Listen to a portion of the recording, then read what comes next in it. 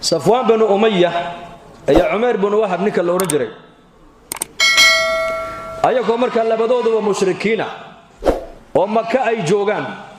وزمن النبي عليه الصلاة والسلام وقعدي دقال كي بدر بالغا سو نقدي تضباطن قالدنا ولا غلايي تضباطن قال انا النبي واقف شو وخدو او قاتي لبدنا وقرابو عمر بن وهب inankiisii wuxuu ku jira 7 kala xidhay Madiina loo qaatay buu ku jira xilli waqti dhahir ay tahay oo magaalada Makka waa magaalo kullu dadku ay kala seexdeen ayaa labadoodii baa meel wada fadhiistay dhagax agteeda wada fadhiisteen markaasay ka soo qaateen waqcadii dagaalkii Badar dhibtii loo geystay iyo jabkii ku dhacay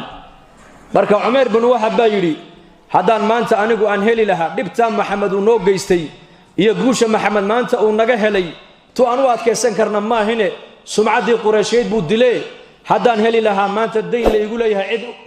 لو راعو وبدكيغا إنا يقضي عمان أن كبقى إنا عد يكفالق قاد هدان هلي لها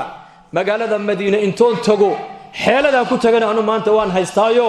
إنا كيجيبا يجي حرانون إتصوان أوران لهاي محمد أنيقا سو خارج لها بودي صفوان بن أمية أيا كفا إذيستو يدي ما سمين كرتا هاوان سمين كرا عيال كاغان أنيقا إيكين وعيال كيجي كمين نغنيان دين كان لو غول لهين انيغا هلا يسو راعبو كاي واللبدودو كليا مكه مدينه مسافه u dhaxaysana wad taqaanaan la 400 kilometer وسو سocday آلات كان زمن كان imikaas ku turtuurayna Facebook iyo WhatsApp iyo balaayajin ma jirin zamankaas وسو socday مدينه soo galay Umar bin Wahab isagoo seeftiisa jeeni qaran مر علي مركو عمر بن الخطاب بايري وعمر بن وهب ها شيطان من شياطين قريش ويانه سيفتينا واكا جيني قارن قورته كسيتي اردو نبيغا الاليه يقول نبيغا نو اجوغ نبيغا كا الاليه صلى الله عليه وسلم شر مو سعوداي خير ما سعوداي مركاسو يا رسولك الله شيغو لو نبي الله عمر بن وهب سو غل مغالدا تسامحن عمر ها مركابو نبي غوري سو غليا الله سو غليه حادث مدي بو كيدو waxaanu imiday inankaygi oo asiir oo gacantiina ku jiro inaka agtiina aad ku haysataan inaad ihsaanna ii sameeysan waan doonayay ilaa tusana waan doonayay buudi oo ka wada hadalno marka abu nabigu guuri seeftana qoorta ku sidata maxay tahay hada wuxuu qabbaha allah buuri ilaahay haba duleeyay seeftana ma waxbay noo tartay buuri dagaalkii Badar iyadoo tan wadano Saudi 7 naga laayay 7 naga soo qafashay naga soo xidhay ma marka abu nabigu ku yiri fariisa buu yiri arrinka ma harikaadu socoto aniga kaaga warramay oo fariista adigiya Safwan bin Umayya saacadu markay halka xilliga ahayd meel heblaayad fariisateen Makka markaasaad soo qaadateen dagaalkii Badar dhibtii leeyni geystay markaasaad tiri hadan heli lahaa daynkayga cid maanta loo raaco ubadkaygana aanu dhiibo iga kafiil noqoto hadaan heli lahaa Madiina intoon tagaan Maxamed aan kaga soo takhalusi lahaa fursadii buu ka faa'iideysto isaguna deynkiina uu ka qaaday ubadkaagiina uu ku dayactiray ee arrinkaadu socotay kaabu haaye kanaad hadda horteeda ku sheeganaysa maaha anigana ima dili kartid Ilaahay baa ilaaliyo rasuulku ku yiri ayaa nabiga uga warramay Allah baa uga warramay markaasuu ninkii yaabay markaasuu wallahi ya Muhammad wallahi baan ku dhaartay ilaaha xaqiisa aad noogu yeedhaysid waan beeninaynay warka ilaahay uu jibriil kugu soo dhiibayna waan beeninaynay waana sida hadda adigu hadalka aad u dhigtay weeyaane warkay horeen sheegay waa waxba kama jiraan warka dambe adigu aad tidhi baana saxa cid warka iga ka soo horeyso ku sheegtayna ma jirto labadeeda cidna saddexaynaysa ma jirto illa Allah ilaahay mooyaan ilaahay baan kugu dhaariyay buu aniguna waan ku rumayn adigane ilaahayna waa rumayn tawxiidka ay qirbu ku yiri halkii buu ku qiray ilaahay marka waxa dunyada ka dhacaya ka og waa ilaahay waxa laabtaada ku jira ka warqaba waa ilaahay ishaadan in wax aragto ilaahay amarkiisa u baahan tahay dhagtaadu inay wax maqasho ilaahay amarkiisa u baahan tahay إلهي تبارك وتعالى إنه أذيك وحكو تسكين دوباهن ما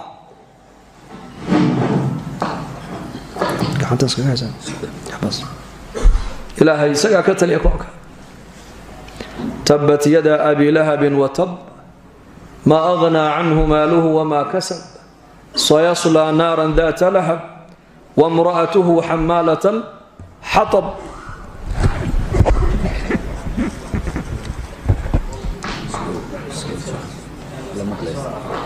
امرأة أبي لهب أيها النبي أوتمد عليه الصلاة والسلام يضع دقح سدته أبي بكر بأوتمد وهل كان فردية رسولكنا واقف فردية صلى الله عليه وسلم أبو بكر يا رسولك لنا عسكو هيان مركز إلى ذهي أبو بكر صاحبك ما نو إليه النار بتكون دميني دونتها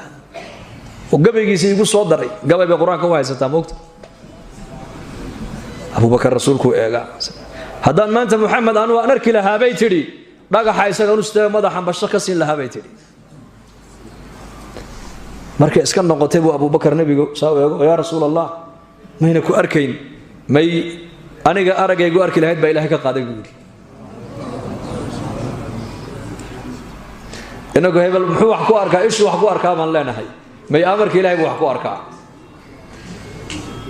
دكتو وحكو مغلا ما دكتو أمر كي لا يبغى بانتاين مقاشو لوك تادو إنه سعوت إله أمر كي سو بانتا خالق وإله مركا إله معرفة دي سوا واجب قف كسر مسلم على قرب إله ونبو قرطو تصرفاتك عالم كي لا بس كله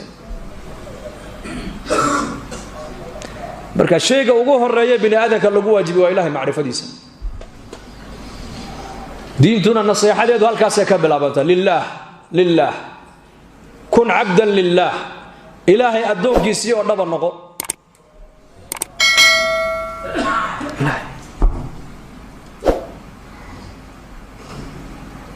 khulasatul qur'an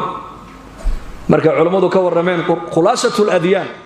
وحلي وحي الدين سماده كسو دغتay oo dhan khulaasadii waxa laga dhigay quraanka kariimka quraankii kariimkii baa la soo khulaaseeyay suuratul faatiha khulaasadii quraanka laga dhigay suuratul faatiha ayaa la khulaaseeyay labada aayadood culimadu isku keeneen iyyaka na'budu wa iyyaka nasta'in خلاص قسمت الصلاه بيني وبين عبدي ilaahay jalla wa ala waaka quraanka kulaha salaada waanu qaybiye anigi adoonka ayaa kala qaybsanay oo salaadu وسورة الفاتحة مقعيقة ويان سورة الفاتحة صلاة بالليلة فاتحة الليلة القرآن بالليلة 7 المثاني بالليلة سورة داس وسورة دو نبي قولي والذي نفس محمد بيده ما أنزلت في التوراة ولا في الإنجيل ولا في الفرقان مثلها إله محمد أبو ريما كدارته سورة داس سورة لمدة إنجيل لكم يسودقين فرقان لكم توراة لكم يسودقين قرآن كريم كان سورة الله ماذا كم جرت برسولك يري علامة ابن قيم الجوزي رحمه الله وحيري قرآن كردم بمركان يغني وحو شرح يا وسورة فاتحة سورة فاتحة وحي يدنا كسو أرتي إياك نعبد وإياك نستعين وأمركم أضنك أوليه بسم الله الرحمن الرحيم مركات ترادد الحمد لله رب العالمين مركو أضنك يرادو إلهي بالحمدني عبدي أضنك يجيب يقوم مهديي الرحمن الرحيم مركات رادنا أثنى علي عبد إلهي بالأردون كي يجيب أماني مالك يوم الدين مركات رادنا مجدني عبدي أردون كي يجيب ويني إياك نعبد وإياك نستعين مركات رادنا إلهي بال هذا بيني وبين عبدي تاسياني أردون كي نقد حيسا الحمد لله رب العالمين مركات ري حمدني عبدي إلهي بالأردون كي يجيب حمدي الرحمن الرحيم مركات رادنا الرحمن والله الرحمة ديسو أدونك أنت اللي جوكتي خلق قردن أي وذا قاعدي ويان الرحيم إن حريستي سبنك قيامنا مؤمنين تخاصك وقدي ويان أثنى علي عبدي أدونك وي أما نبي إلهي لي هي مالك يوم الدين مركات رادنا يوم الدين ويوم البعث والنشور مالك إلهي ملكك يطلب إسكالها هايو مركات رادنا وحو إلهي لي هي مجدني عبدي أدونك ويني إياك نعبد وإياك نستعين مركات رادنا إلهي باكل هذا بيني وبين عبدي تاسياني أدونك نقد حيسا وهجاجي أديكون أي عبد وأدونك يجي دبا ينقو أنا جنا كلمة هاي جرجار كاجي يقدا سلام دونا يا sidaa doonaysana anaa kuu yeelay sirta noloshu halkaa bay ku jirtaa dhoof ha ka raadin qaxooti ha ka raadin hay-ad loo shaqo tagana ha ka raadin waddankeena keena uga shaqo fiican waa ka hay-ad u shaqo taga hay-ad buu hebel la shaqeeya hay-ad odaygii islaantii heblaayo labadoodii wiil jaamacadday qalinjabiyeenoo hay-ad baa markiiba madaxa qaadatay madaxa horey ahayd uu ka qaadatay yaa miskiin cabdillaahi bnu xudaafa radia allaahu canhu markii boqorkii ruumuu soo xidhay waxaa loo bandhigay laba shay in boqortooyada ruumta la kala badh la siiyo oo diinta islaamka uu ka baxo saxaabi jaliila tilmiid min talaamiidi muxamed calayhi salaatu wasalaam qisiiskii baa ku yidhi ciidanka ninka wata waa nebi maxamed ardaydiisii arday ka mida ha naga dilin nasraaniyadda u bandhig waxli wuxuu diinta ku doorsan karana ha la siiyo si nasaarada islaamka ugu socota uu sadun can sabiilillaahi ugu noqdo laakiin waxayna ka warqabin nebi maxamed saxaabadiisu iimaankoogu carabka ma dul yaallo iimaankoogu qalbigu dul yaallaa halkuu dul yaallaa qalbiga waalzamahum kalimata ataqwa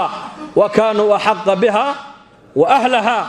iimaanka saxaabadu maaha mid carabka dul yaalla mid maadiyo la dhaafsan kara ma aha waa mid qalbigooga iimaanku fadhiistay weenu ilaahay ku tacalluqsan u yeedha boqorkii ma kula tahay inaad nasraaniyadda soo gali boqortooyadeedana kala barhkeed baan ku siine markaasuu qoslay wuxuu yidhi boqortooyadaada oo dhammaystiran oo waxba laga reebin iyo boqortooyada carabi ay haysato haddii halkaa la ii dhigo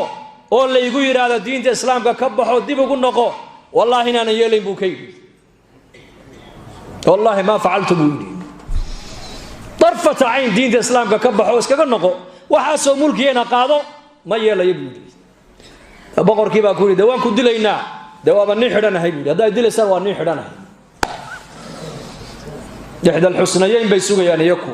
ima annasr wa ima shahaada imaa inay guul helaan oo tamkiinay helaan oo ilaahay gargaarkiisa loo ballan qaaday indhahooga ku arkaan imaa inay shahaado helaan ee firdows ay tagaan nolosha adduunyada waxba uma arkaanba waxaa la sameeyey markaa boqorkii amar wuxuu ku bixiyey dharyo waaweyn oo saliid oo karkaraya ayaa hortoodii la keenay laba nin oo muslimiintii intoo la soo qaado isaguna arkaayo ayaa la yidhi diinta islaamka ka noqda kama noqonayna bay yidhaahdeen markaasaa la qabto labadii ninba sida loogu tuuray qof bini aadan oo nool oo dhari saliid oo karkaraya loogu tuura ka warrama subxaan allah isagii baa markaa la dul keenay oo xidhxidhan ka noqo diinta islaamka oo nasraaniyadda qaado markaasuu yidhi ma qaadanayo lilmaa ka daadatay markaasaa boqorkii lagu yidhi hadduu cabsoodayo waxaan u malaynayaa inuu gaaloobayo hadda markaasaa loo bandhigay nasraaniyaddii olahay gaalow markaasuu yidhi ma gaaloobayo de maxaad la oydaa lagu yidhi markii dabka lagu dul keenay dheriga karkaraya hal naf baa igu jirta way iga baxaysaa mar keliya waxaan tamaniyey jidhkayga inta tin ku taalla in la tirin lahaa oo intaasoo ruuxa laygu abuuri lahaa oo mid walba intoo mar halkaa la dul keeno ilaahay dartii iiga bixi lahayd taasaan tamaniyo onan haysanoo ka ooyayaa buu ka yidhi naf keliya ma aha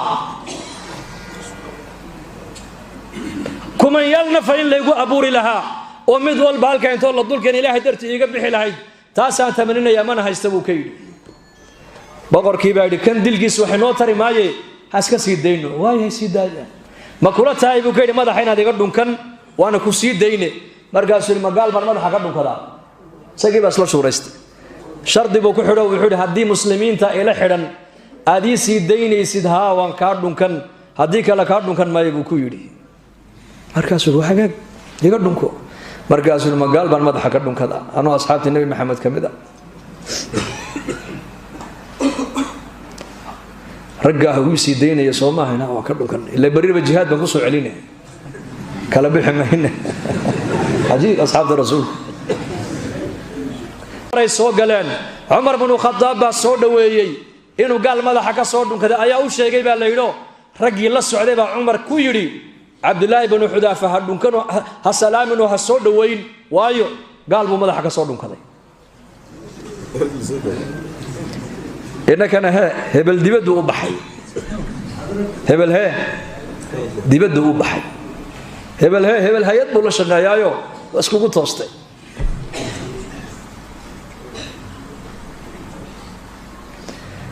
gaal inaad la shaqayso ayaa maanta muslimiinta horumar u arkaan gaalada dhulkooga inaan tagno ayaa maanta muslimiinta horumar u arkaan iyakuna raggii la soo daayay dhunkashada lagu soo daayay baa cumar ku leh gaal buu madaxa ka soo dhunkaday ha salaamin cumar baa yidhi balukaadii ha waraystee sidee ku dhacday inaad nin gaala madaxa ka dhunkataa wuxuu yidhi iyakaa ku soo daayay buu yidhi si markaa cuqdadii yareeda qalbiga u gashay uu cumar uga bi'iye buu yidhi xaqun calaa kulli muslimin an yuqabila ra'sa cabdillaahi binu xudaafata wa ana abda'u bidalika buu yidhi qof kasta oo muslima waxaa xaq ku ah buu yidhi cumar in maaragtana cabdillaahi binu xudaafa uu madaxa ka dhunkado anigana ka bilaabayo buu yidhi anigana ka bilaabayo ilaahay bay ku xidhnaayeen islaamnimaday ku xidhnaayeen addoommo waxay noqdeen ilaahay uu iska leeyahay sidii ilaahay doonaya markay yeeleen sida iyakuna ay doonayeen baa ilaahay adduunka u yeelay siday doonayeen marka noloshan adduunyada macaankeyga raaxadeeda jannadeeda waa ilaahay macrifadiisa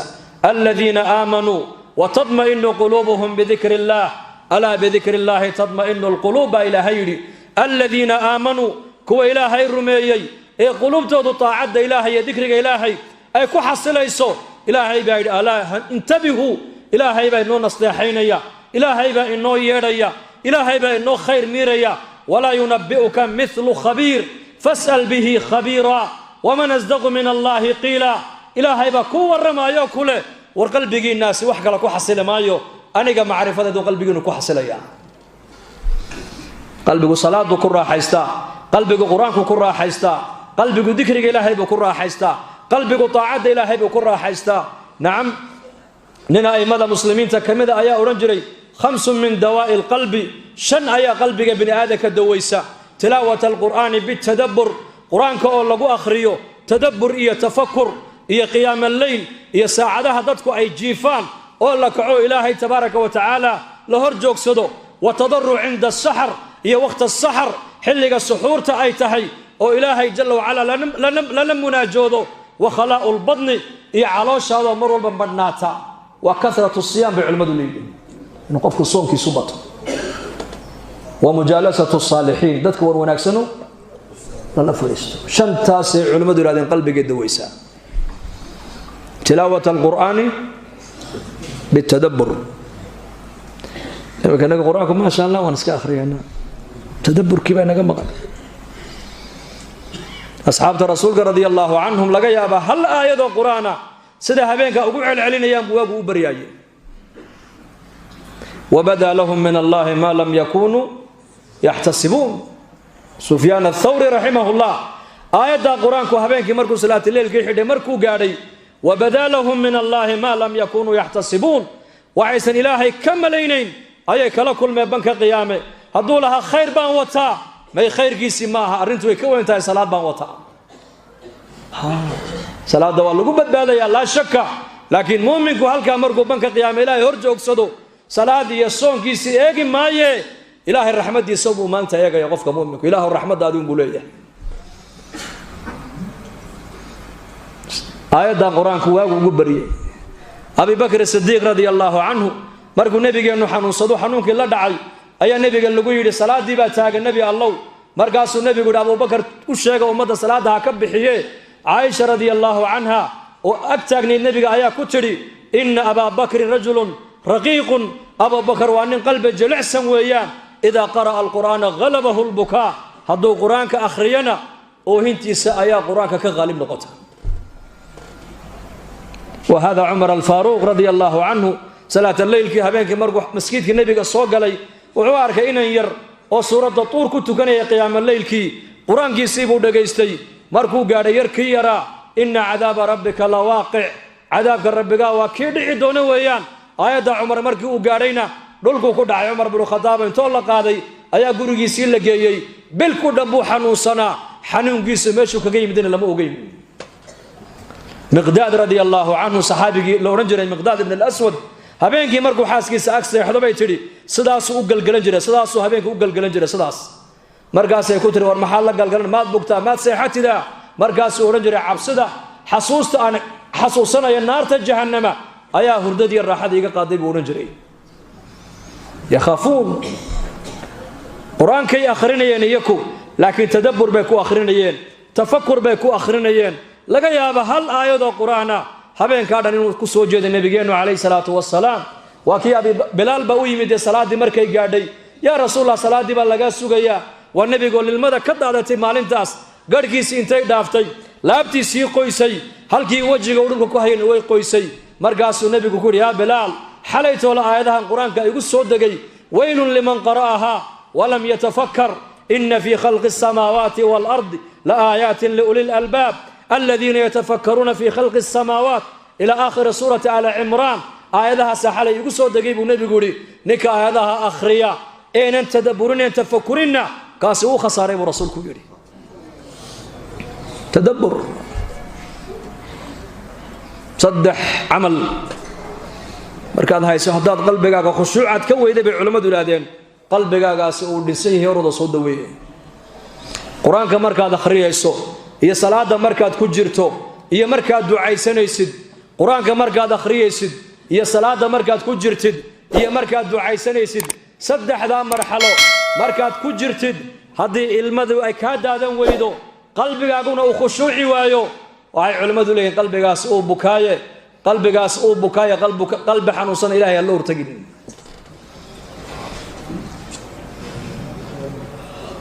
qiyaam alleyl waa simaau saalixiin in habeenkii la kaco allah ina siiyo kulligeen kii ka hadlaba dee kii sifaadku uu wanaagsan nigala hadla ha u malin inuu isagu sidan yahay may hadalkan waxaan uga hadlayaa inay aniga nolosheedii yimaadiin baan doonayaa iimaanka waxaan uga hadlaa iimaanku inuu ziyaadaan doonayaa salaada waxaan uga hadlayaa salaad xaqiiqa ilaahay inuu siiyaan doonayaa sifaadka wanaagsan waxaan uga hadlayaa sifaadka ilaahay inuu siiyaan doonayaa wallaahi umaan fadhiisan dad inaan wacdiyo anigu waxaan halkaa u fadhiisan naftayda inaan wacdiyo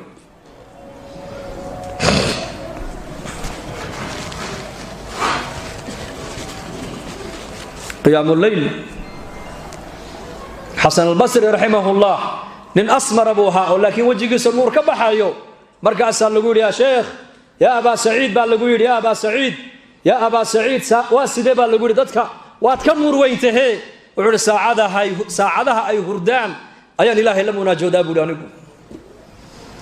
ma doonaysaa wejigaagu inuu nuuro haa saacadaha dadku ay hurdaan kacow walow 2 rakcad ha noqotee 2 rakcad tuko walow rakcadda witridana ku daro witridaada dib u dhigo markaasaa shurafaau nnaas dadka maalqabeennada iyo dadka madaxda iyo dadka tujaartu ay dhaleen iyo wujahaau nnaas baa iman jiray majliskiisa waxaa lagu yidhi yaa xasan yaa ayuha alimaam dadku agtaada maxay ka soo doonaan baa lagu yidhi madaxdii o dhan baa ku imanaysee wuxuu yidhi waxay haystaan baan ka kaaftoomay waxaan haystana waa u baahdeen buu yidhi waxay haystaan baan macnaa adduunyadooda ma qiimeeyo anigu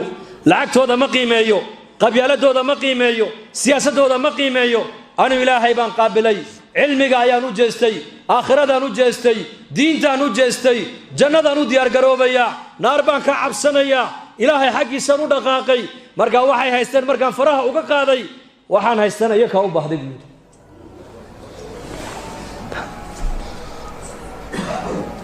والتضرع عند السحر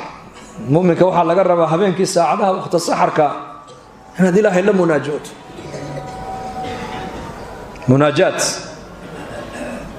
la maxay munaajaat ya allah albaab kasta u xidhmay albaabkaaga furan ilaahu naxariistaadan u baahana waa saacadaha ilaahay jalla wa ala uu nabigu sheegay samada adduunyadu yimaadaa nuzulan kama yaliqu bijalaalihi markaasuu ilaahay odhanaya ayaa wax weydiisanaya han siiye ayaa toobadkeena toobadda han ka aqbale ayaa dembi dhaaf doonaya dembigiisa han dhaafe haddaan saacadaha kacna ka warramo ilaahay barino soo baahi ma lihin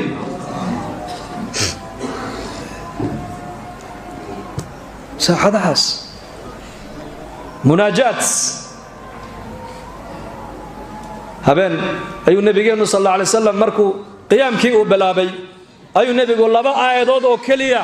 سدو وحل علينا أيو وقود الله رسولك إن تعذبهم فإنهم عبادك وإن تغفر لهم فإنك أنت العزيز الحكيم رب إنهن أضللن كثيرا من الناس فمن تبعني فإنه مني ومن عساني فإنك غفور رحيم لبدا آيادود آياتنا waxay ku jirtaa suuratul maa'ida awaakhirkeega aayadna waxay ku jirtaa suuratu ibraahim laba nabiy ulul azmiya hadalka banka qiyaama ay ku orani doonaan ilaahay hortii tabaaraka wa taala ayu nabi maxamed adduunka dusheeda ku lahaa nabiyullaahi ciisa alayhi salaam banka qiyaama marka la joojiyo isagii hooyadii ee la keeno reer bani israa'iil oo wixii isaga dabadii yimiday oo dhan isagii hooyadii qaarkood ilaahay ay ka dhigteen caabudayeen ayaa banka qiyaama la keeni deedna waa ka ilaahay weydiini doona orani doona yaa ciisa ibn maryama a anta qulta linnaas ittakhiduni wa ummi ilaahayn min duni illah nabi ciisa ya ciisa hatta ya nabi allah la oran maayo ya rasuulullah la oran maayo ya ruuxullah la oran maayo ciisa ibn maryama war ya ciisa ina maryama baa la oran doona maada ku yiri reer bani israa'iil aniga iyo hooyaday alla sokadii إلهي نقدك نعبد ماذا كسويري قال سبحانك ما يكون لي أن أقول ما ليس لي بحق إن قلته